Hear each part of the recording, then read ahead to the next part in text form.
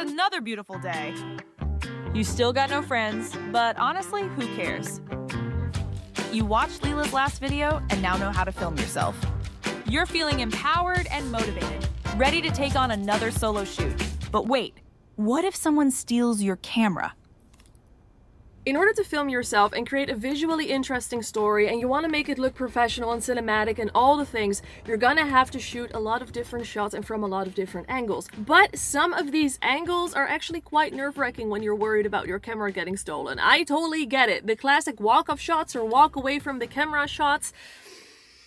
But instead of walking away from the camera, you could try walking towards the camera and past the camera. As soon as you walk past the camera, you can stop walking, grab your camera, and review the footage. This will allow you to keep an eye on your camera while you're shooting the shots, and you're basically still getting the same shots that you're looking for. If any of the shots that you want to shoot actually make you nervous and uncomfortable and are holding you back from shooting your video altogether, I would really want to encourage you to think differently like the walk-off shot. Instead of walking off, we're walking towards the camera. Regardless of whether you're walking away from the camera or towards the camera, the distance between you and the camera is the most important thing, because the further you are from your camera, the more likely it is that someone will just run and grab your camera. And this is exactly why I would recommend you to use a wide-angle lens. Even if you're just using your phone, instead of using the 1x lens, try using the 0.5x lens. And if your phone doesn't have a 0.5x lens, then maybe consider getting a mobile lens, for example, from Moment. These are physical lenses that you can attach to your phone, and you can create a wide angle shot without having a wide angle camera on your phone. Using a wide angle lens will allow you to stay closer to your camera but still get that wide shot and still get you walking towards the camera,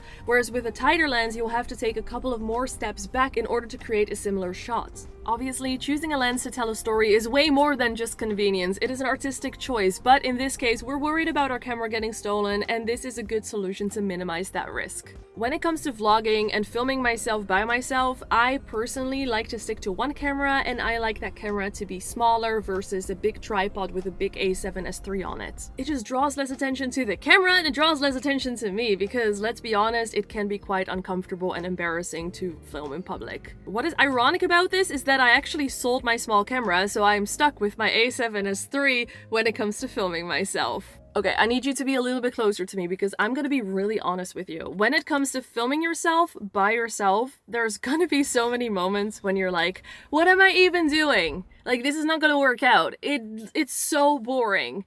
Trust me when I say, it will work out.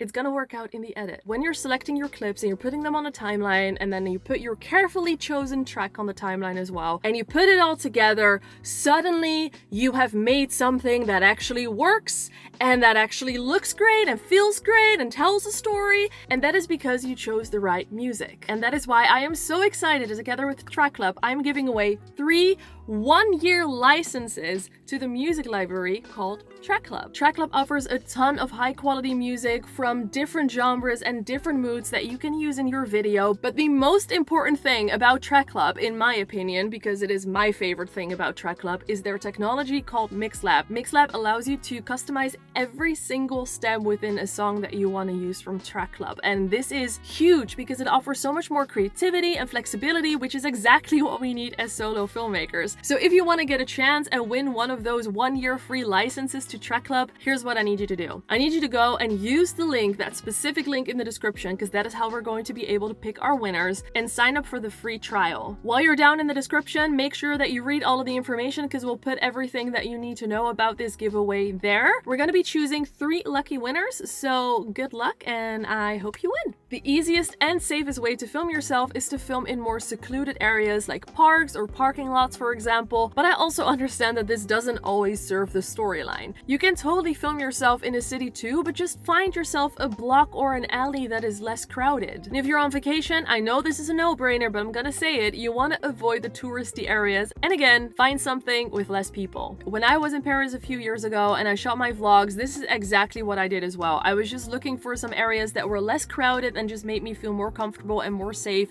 to do my walk-by shot, for example. I love that a shot so simple, you walking by the camera, is basically the whole topic of this video, because it is way more challenging to film such a shot by yourself. I also shot a few clips in a metro station and in a metro, and I was able to do so because 1, the metro just wasn't super crowded, so I felt safe putting my camera down, and 2, in the metro station I was just waiting for people to leave, so it was a bit quieter and I could do my shots then. Now obviously these shots are not super cinematic because they were purposely more run and gun style, because that is the way that I wanted to create these vlogs, but you can obviously shoot this in a more cinematic way as well. This is exactly what your favorite creators do as well, by the way. Most creators that you watch don't film themselves in super crowded, high-risk environments. Instead, even in the hustle and bustle of New York City, they're looking for the quieter streets. And most of the shots that we're referring to are actually less than 10 seconds long. So yes, you may have to redo a shot 10 or 20 or 30 times, but you actually do not have to be away from your camera for as long as you think. Now, I've watched some videos of Casey Neistat, and I noticed that he uses a lot of POV shots or a quick out-of-frame shot when he's in a less busy street or just in a neighborhood that he knows pretty well. And I don't know if you've noticed this, but I was watching some of his more recent vlogs and I actually saw in the reflection that someone else was either holding the camera or with the camera. Now obviously Casey Neistat, he is a solo filmmaker, and I'm not trying to debunk everything because I know that he shot a lot of the videos, hundreds of videos by himself, but what I'm saying is that sometimes even he gets a little bit of help. That's just something that I wanted to mention in case it puts things a little bit more in perspective or it just encourages you a little bit. By the way, if this sounds super interesting to you and you're like, Lila, I would love for you to make a video and dissect some of the shots that we see from our favorite solo creators, then let me know in the comments and I will see what I can do. Probably one of the biggest things that I want to emphasize in this video is that you do not need to shoot everything in a location. Chances are, if you're shooting a vlog, for example, you're moving from one location to the other location, and maybe you're doing this by car, and this means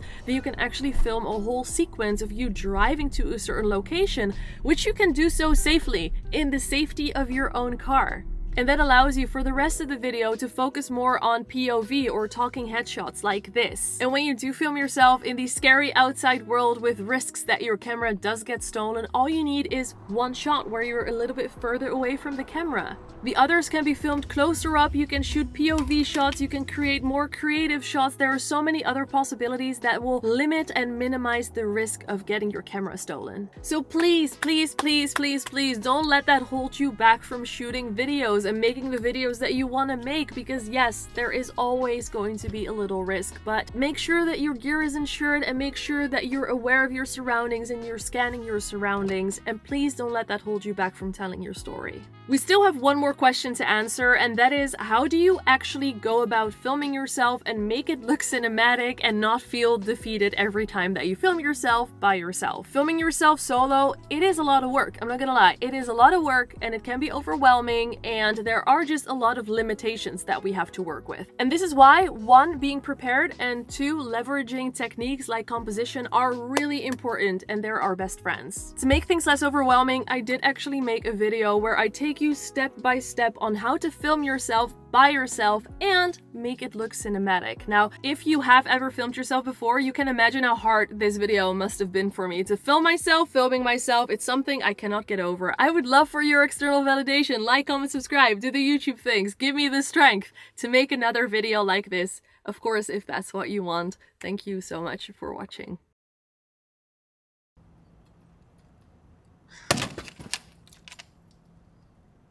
Oops.